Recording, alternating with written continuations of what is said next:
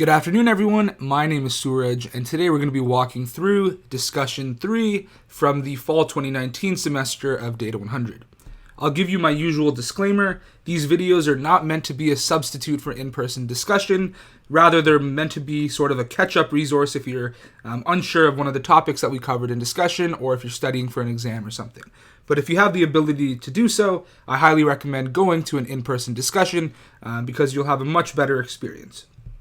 Okay, this is also not a substitute for watching a lecture. So let's get into the worksheet. The first question talks about error, loss, and risk. So as a refresher from last week, we started off with the premise that we have some set of points, x1, x2, so on and so forth, through xn. And what we want to do is come up with some summary statistic. C. We want to come up with one number that in some way best summarizes our set of points. And what we talked about was, in order to come up with the best value of C, we need some sort of loss function. Okay, and we looked at specifically the L2 loss function, which specifically is the actual value that we have minus the predicted value that we have squared.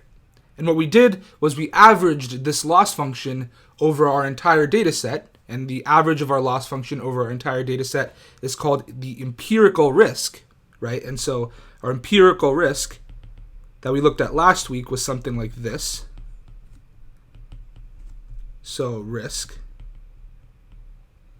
And what we did was we minimized this function over here with respect to C and found that the optimal value of C was the average of all of our x's.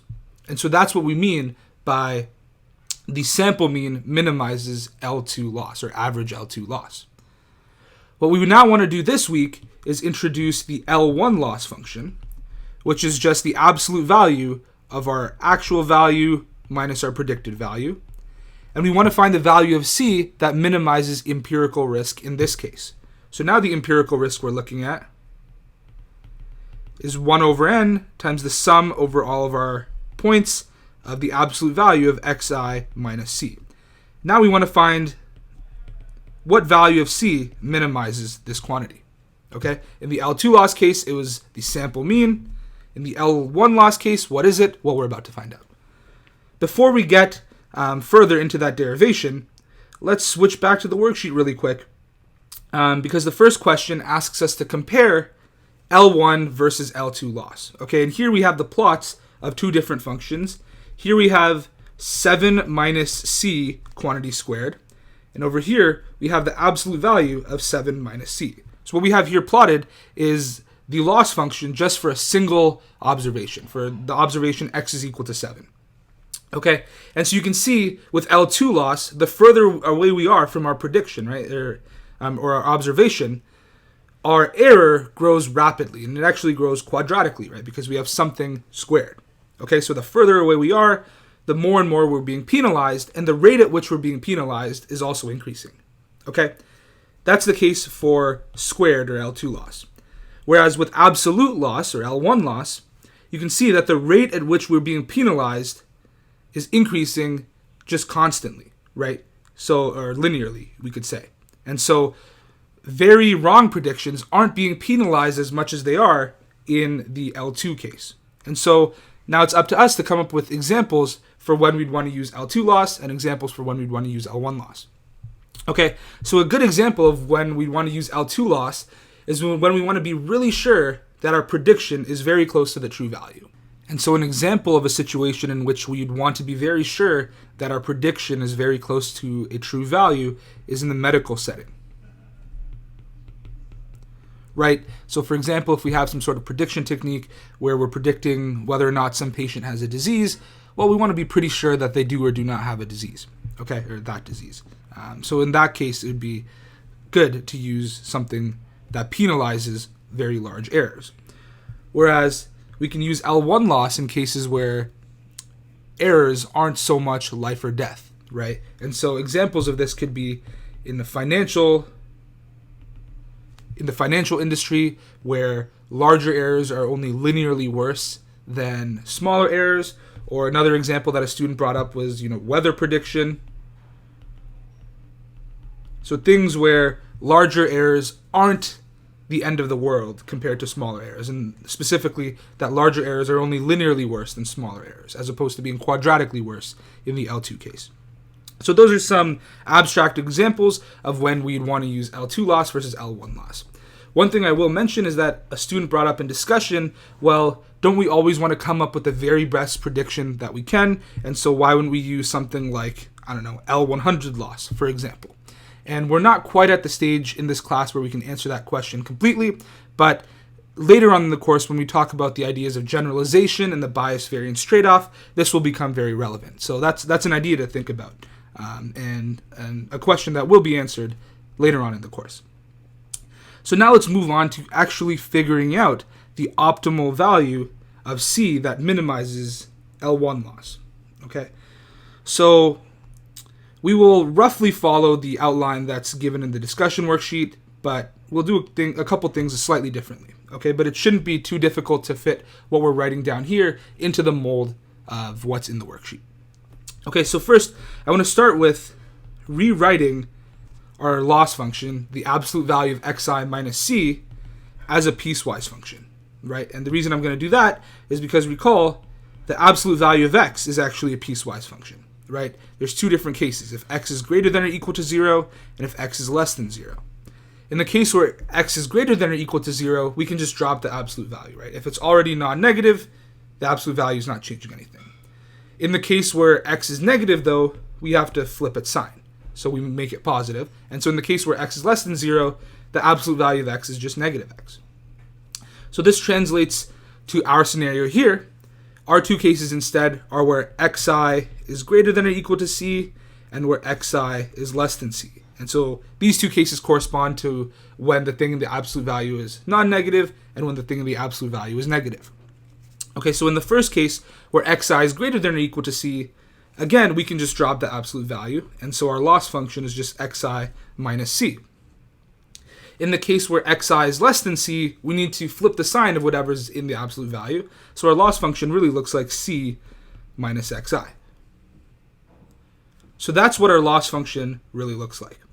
And so now, recall, what we're going to do is take the derivative of our empirical risk and set that equal to 0.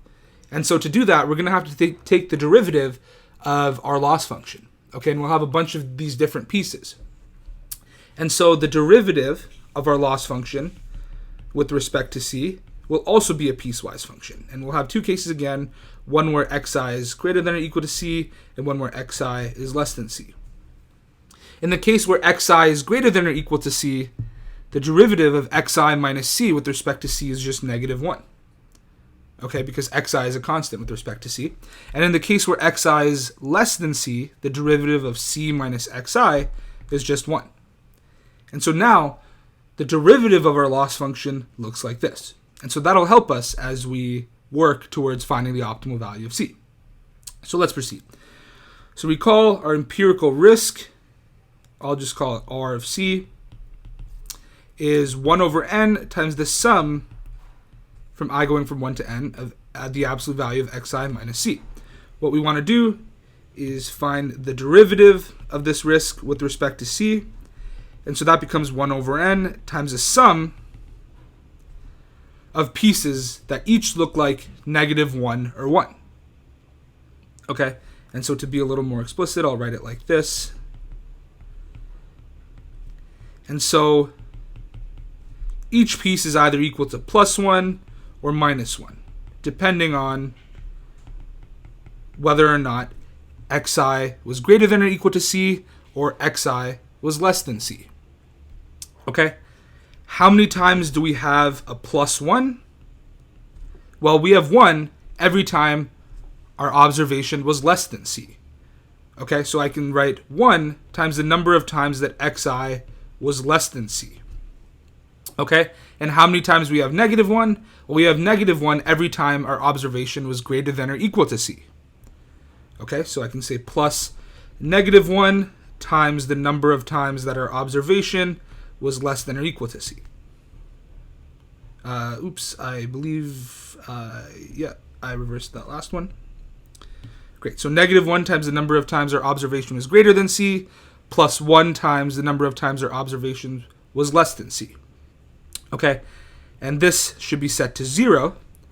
And what I can do is multiply both sides by n and add this term to both sides. And so I have something that looks like the number of times that xi was less than C is equal to the number of times that xi was greater than or equal to C. And what this tells me is that the optimal C that I'm looking for is the value of C that satisfies this. The number of observations that were greater than or equal to it is the same as the number of observations that were less than it. And so this is actually the definition of the median. We have a bunch of numbers listed in increasing order, and I want to find the value such that the number that are greater than or equal to it is the same as the number that are less than it. And that's precisely the median, or the 50th percentile, or the number that's in the middle of our list of numbers. Okay, so this gives us, the optimal value of C is the median of all of our x's. Okay, just to quickly walk through what we just did, we found the derivative of our loss function. We found that it's -1 in some cases and 1 in some cases. We then took the derivative of our empirical risk, and we saw that we have a sum of a bunch of pieces, each of which are equal to 1 or -1. They're equal to 1 when our observation was less than C, and they're equal to -1 when our observation was greater than or equal to C. So then we can simplify things by saying the derivative of our empirical risk is 1 over n times the number of observations that were less than C minus the number of observations that were greater than C. By doing some rearranging, we figure out that the value of C that we're looking for is the one that's exactly in the middle of all of our observations, the one where there's just as many observations greater than or equal to it as are less than it. Okay, and that's precisely the definition of the median. Okay, so that wraps up the first question, determining how the sample median minimizes empirical L1 loss. Okay, so to be explicit,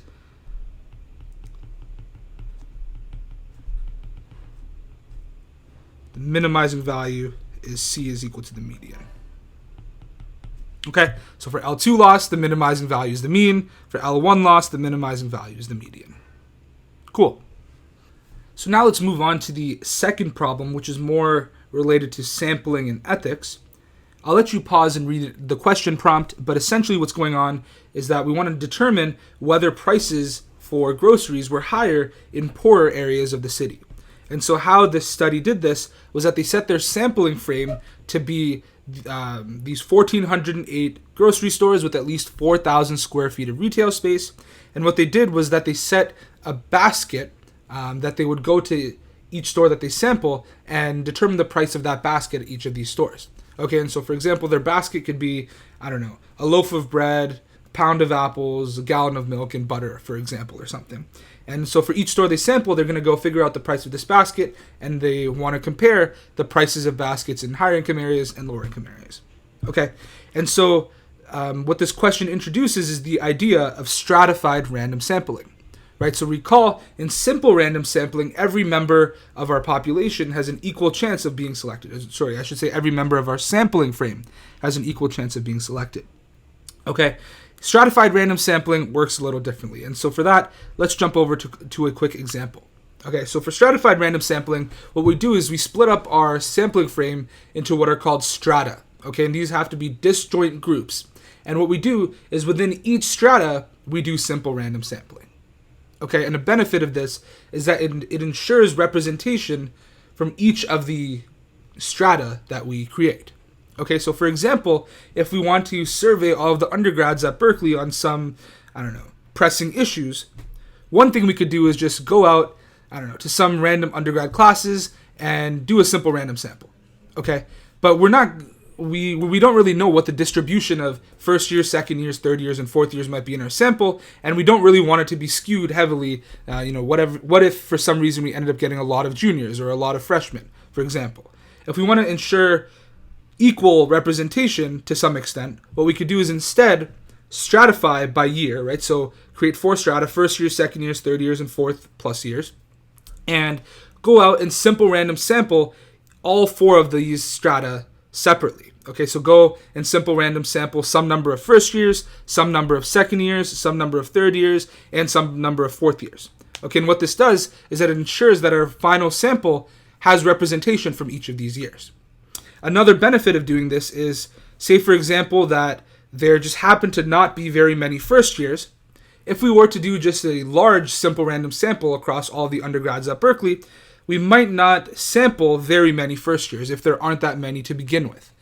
But if we stratify by year, we're guaranteed to have enough first years to be represented in our sample. And we can sort of choose how many first years, or how many of any of these years really, we want to sample in our sub-simple random samples. Okay, so stratified random sampling, split up our population into disjoint groups called strata, and then do simple random sampling within each strata to ensure representation.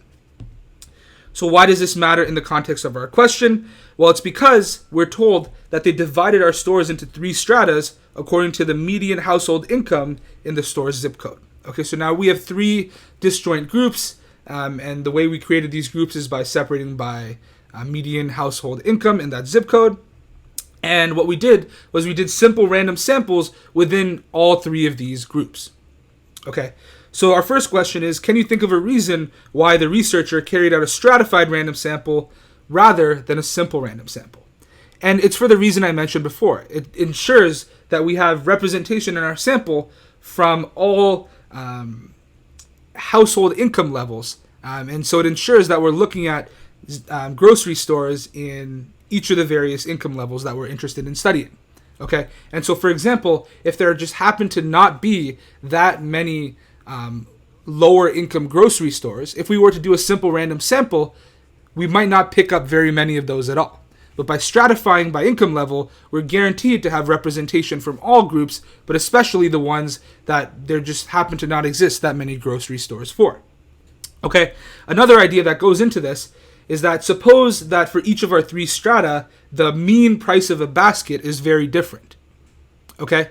By stratifying by income level, the end sample mean that we get by taking some number of lower income ones, some number of the second group, and some number of the third group, the end sample that we get is more likely to have a sample mean that is representative of our entire population mean. And it's not exactly clear why that's the case right now, but that's just something for you to think about. That the sample mean that we get by doing stratified random sampling is more likely to be closer to the true mean than if we just did simple random sampling.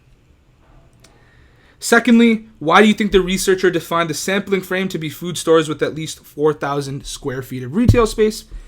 And so one reason for this is that if we have smaller grocery stores, they may not contain everything in the basket. So for example, the example of a basket that I came up with, a loaf of bread, gallon of milk, pound of apples, and butter, for example.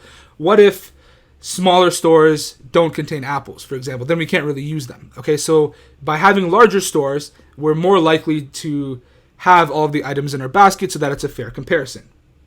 Okay, one thing to keep in mind that we didn't really talk about in this question, that we didn't incorporate into our stratification, is that what if there happen to be fewer lower income grocery stores compared to the proportion of lower income households? Okay, so it happened to be the case that 26% of people in the city that we're looking at were categorized as low income, but only 13% of supermarkets were categorized as low income.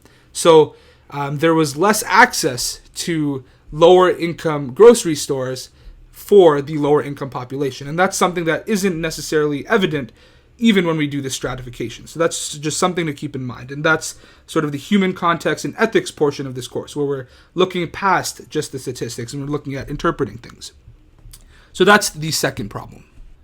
So for this last problem, we're going to switch gears a little once again. And here what we're going to do is look at the 3 sort of stages in the sampling process and look at the differences between each. So in statistics as a whole, typically we have some population that we want to make some generalization about. Okay, but almost always we don't have access to the entire population, right? And that's what statistics revolves around, right? We want to make some generalization. We don't have all of the information, so we'll try and make the best possible predictions we can with the information we do have. Okay, so we have this large population a lot of which we don't have access to information about. Then, through some mechanism, we sample from the population. Okay, and that's what our data design is, our sampling mechanism. And this is how we create a sample from the larger population. And then lastly, we have our empirical sample, the data that we actually collected through our data design. Okay, so large population, some technique to sample from the population, and then our resulting empirical sample. And what we want to do is compare and contrast a few quantities at each of these three stages. And so the scenario we have here is kind of building off the last problem. Suppose we have a city with 15 grocery stores, and each of them has some market basket price, okay, from the scenario from before. And what we want to do is take a simple random sample of 3 of the stores in our city. Okay, so starting off with the population, here are all the market basket values for every city that we have. Or for every grocery store that we have. This is our entire population. Okay, so firstly what we want to do is figure out the number of stores we have, the population mean, and the population variance, and we want to take a look at the rough distribution of the population in terms of a histogram. Okay, we could go ahead and calculate all of this by hand, but what I'll do is just restate the formulas that we're going to use to calculate these things, and the reason I'm going to restate them is because it'll become relevant when we move on to the next part. And then I have some code that I wrote that will plot and calculate all of this for us. Okay, so well, the number of stores that we have is 15, and that's sort of given to us in the question. The population mean is just 1 over n times the sum of all of our xi's. Okay, and our population variance is 1 over n times the sum of xi minus the mean squared. Okay, and each of these should be going from I is equal 1 to n. Okay, so we can use these expressions directly, essentially, with this set of data. As I mentioned before, though, I wrote a little bit of code to sort of plot the histogram for us and calculate the values for us. So this is what the population histogram looks like. And the population mean is 3.73, and the population variance is 0.395 repeated. Let me write those over here because they'll become relevant as we move on. So the population mean is 3.733, so on and so forth, and the population variance is 0.3955. Great. So now let's move back to the data design. Okay, and what we want to do now is do a simple random sample of 3 stores. And we say xi is the distribution of the price for the first store, or for the ith store sample. Okay, so one thing to make very clear here is that xi is a random variable.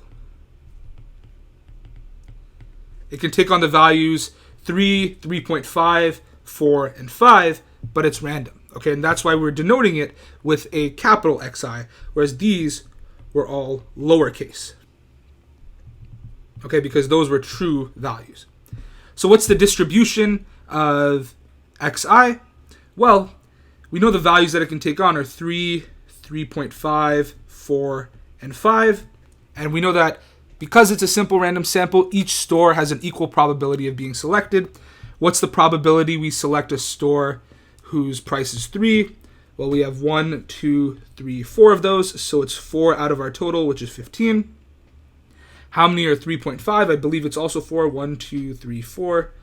So that's also 4 out of 15. How many are 4? 1, 2, 3, 4, 5. So that's 5 out of 15. And how many are 5? I believe it's just the remaining 2, so 2 out of 15. So this is the distribution table for x1. It's actually also the same distribution table for x2 and x3.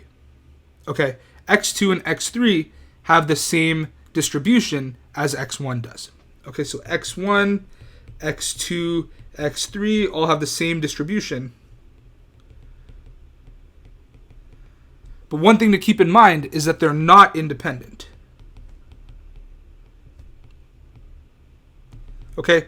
Because once I know the price of the first store I sample, it impacts the price of the second store. Okay, but we're not looking at conditional expectations here. We're just looking at pure expectations, and these all follow the same distribution. And you'll see they have the same expectation and variance, but they are not independent. And that will become relevant once we look at the variance of x bar. So the first question, we were sort of jumping ahead there. The first question is, what is the expectation of xi or x bar? And it's just a weighted sum of 3 times 4/15 plus 3.5 times 4/15 plus 4 times 5/15 plus 5 times 2/15. But it actually ends up being the same thing as the population mean. And so why is that? Well, let's take a look at the formula for the expectation of a random variable. Recall, it's the sum over all possible values that the random variable takes on of value times the probability of being that value. Okay? We know that each of our points takes, each of our stores has the same probability of being selected. So this probability is 1/5 for each of the stores. So I can pull this out front, write this as, 1/15 for each of the stores. So this is 1/15 times the sum of all of our x's. And then this is just 1/15 times, 3 plus 3 plus 3 plus 3 plus 3.5 plus blah, blah, blah, until we have, plus 4 plus 5. Okay? Which is the exact same calculation we did when computing the population mean. So even though xi is a random variable, and over here there's nothing random about this at all, it's just a set of points, the expectation of this random variable ends up being the same as the population mean. Similarly, the variance of xi is the exact same as the population variance. And so this one, we can do a similar manipulation as we just did here. Okay, what's the expression to calculate the variance of a random variable? Well, it's the expectation of x minus the expectation of x. Quantity squared. Okay, and as an aside, we have the standard formula for calculating the expectation of a random variable. It's x times the probability of the random variable taking on that value. We also have this expression for calculating the expectation of a function of a random variable. Okay, and you can see here, this is just a function of x. The expectation of a function of a random variable is a weighted sum again, but instead of having just x, we weight by g of x. Okay, so instead of it being a weighted sum over value times probability of value, it's a weighted sum over the function of that value times the probability of that value. So why is that relevant? Well, it's because it helps us simplify this expression for variance. So we can write this as a sum over all the values that a random variable takes on of x minus the expectation of x times the probability that x takes on the value x. So notice this is a big X and this is a big X, but these over here are all little x's. Okay, the big X, of course, refers to the name of the random variable itself, whereas the little x is a specific value that we're looking at that the random variable takes on. Okay, what might make this a little clearer is replacing the expectation of x with mu, because they're the same thing, right? The expectation of x is a constant. Okay, so I can replace that with mu. And recall, the probability that x is equal to x is 1 over 15, right? Because each of our stores has the same probability of being selected. So this is 1 over 15 times the sum over all of the possible values that our random variable takes on of x minus the mean, squared. I forgot the squared here. And so notice, this ends up being the same calculation as the calculation for the population variance. Okay, so it's not a coincidence that the variance of xi is the exact same as the population variance. Okay, and it has to do with how we chose to sample from the population. So the last two quantities we need to fill in. So firstly, we have the expectation of x bar. Okay, and so we actually looked at this in discussion last week, but the expectation of x bar, if each xi has the same expectation, is the same as the expectation of x, or xi I should say, which is also 3.733. We can walk through that really quickly. So the expectation of x bar is the same as the expectation of 1 over n times the sum of all of our xi's. And recall, these are all random variables. Okay, we're still dealing with capital X's. Okay, by the linearity of expectation, I can pull out this factor of 1 over n out front. So I have 1 over n times the expectation of the sum of all of our xi's. But then again, by the linearity of expectation, I can change the expectation of a sum into a sum of expectations. Okay, and that's essentially the definition of linearity of expectation, that I can do this right here. But here we're operating under the assumption that each xi has the same expectation. Okay, so I'm summing together n of the same quantity. So I can really just write this as n times one of them. And so I can write this as n times, let's just say, the expectation of x1. And typically we choose the first one by convention. And so the 1 over n and the n cancel, and I'm left with just the expectation of x1. Okay? And so that's a quick proof that the expectation of x bar is also the expectation of xi. Lastly, the variance of x bar, we're sort of given the expression here. And the thing that might seem foreign to a lot of students is this correction factor that we have out front. Capital N minus little n over capital N minus 1. And this is a correction factor for when each of the xi are not independent. And as I mentioned earlier, in this case, they're not independent. Okay? Where the variance of x1 over n comes from is the variance of x bar, assuming that they're all independent. And this correction factor is what we multiply by in the case that they're not independent. Okay? Where does the variance of x1 over n come from? We can also very quickly walk through that. Okay, so now let's just assume each xi are independent. And again, in our case, they're not, but let's just assume that they are, just so that we can see where the variance of x1 over n comes from. Okay, and again, they still have the same distribution. Now we're just assuming that they're independent, just for a second. So the variance of x bar is the variance of 1 over n times the sum of all of our xi's. Okay? And here I can use the fact that the variance of a constant times a random variable is that constant squared times the variance of the random variable. So variance of c times x is c squared times the variance of x. So I can use that to pull out this factor of 1 over n, and I get 1 over n squared times the variance of this sum. Okay? And now since we're assuming that each xi is independent, I can rewrite the variance of the sum as a sum of variances. Okay, this property is not called the linearity of variance because variance is not linear. For it to be linear, this could not be true. I would have to be able to pull out the constant without squaring it. So it's not linear. Sometimes we call this the separability of variance.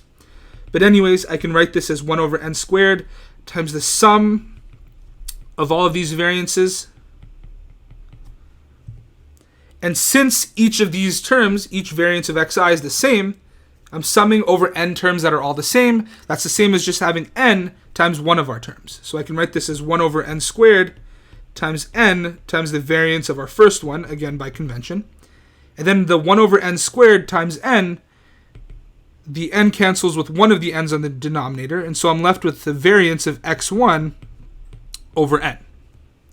Okay, so this shows that the variance of x bar is the variance of x1 divided by n in the case that they're independent. But in our case, xi are not independent. And so for simple random samples, we apply this correction factor of n minus little n over capital N minus 1, where capital N is the size of our population, in this case is 15, and little n is the size of our sample. Okay? So this is a correction factor for simple random samples. Okay? And so we can go up here and compute this. This ends up being 15 minus 3 over 15 minus 1 times 0.3955 divided by 3. And the true value of this ends up being 0.113. We will interpret the value of x bar, the variance of x bar, in just a bit. For now, let's move on to the empirical sample that we actually received. So we're told that in our simple random sample, we ended up getting one store with the value of 4, one store with the value of 3, and one store with the value of 5. So the first question is, what is a histogram of this looking like? Well, it'll look something like this. Okay, I'm sorry for the kind of bad drawing, but since the frequency of 3, 4, and 5 are all the same, we'll have 3 bars, all of which are at the same height. Okay, what's the value of little n? 3, because we're sampled 3 elements from the population. What's the value of x bar? Well, it's just 3 plus 4 plus 5 over 3, which is the middle of them, which is 4. And now the question is, what is the sample variance? Okay, let's clear a little bit of space up. Oops, I have 0.113 here. The sample variance is a third times, let's see, we have 3 minus 4 squared plus 4 minus 4 squared plus 5 minus 4 squared. Okay, 3 minus 4 quantity squared and 5 minus 4 quantity squared are both just 1 squared, which is 1. So we're left with a third times 1 plus 0 plus 1, which is 2/3. Okay, so we got that our sample mean is 4 and that our sample variance is 2/3. So now what we want to do is compare the population, our data design, and the sample. And what we want to do is make some observations about the similarities and differences. So for example, the probability distribution of x1 matches the population distribution. Okay, so let's clear up a little bit of space here. And so a lot of this we already talked about. The fact that the population mean and the expectation of xi are the same. So the pop mean equals the expectation of xi. The population variance equals the expectation, equals the variance of xi. And for that matter, the expectation of xi also equals the expectation of x bar. One thing that I didn't explicitly mention before is that since the expectation of x bar is the same as the population mean, the expectation of x bar we can say is an unbiased estimate of the population mean. And what that means is that, we go out, collect our 3 samples, take the average of them, and this is a unbiased estimate of the population mean because the expectation of the average of our samples is exactly the same as our population mean. It's not greater than or less than, which is nice. We also can look at the variance of x bar, and it is less than the variance of xi. Why is that? Well, it's because from the derivation we saw before, the larger and larger our sample is, the variance of x bar has a factor of 1 over n in it. So as we increase n, the variance of x bar will decrease. Okay, and so you can see that the variance of x bar is roughly a third of the variance of xi, and then it's actually less than that. Okay, which makes sense because the more and more things we're averaging, the less and less that average will change from sample to sample, or from point to point. Okay, lastly, we can make a couple observations about our empirical data. You can see that x bar 4 is pretty close to the population mean, but it's not quite the same. And you can see that the sample variance is significantly larger than the population variance, right? The population variance was 0.3955, whereas the sample variance was 0.667, 2/3. Okay, so you can see that the population mean and variance, we're trying to estimate those quantities by using our sample mean and sample variance, but they're not quite the same. Okay, that's just one thing to keep in mind. And I believe that wraps up the entire worksheet. Feel free to post clarifying questions about this on Piazza or over email. And yeah, thanks for watching.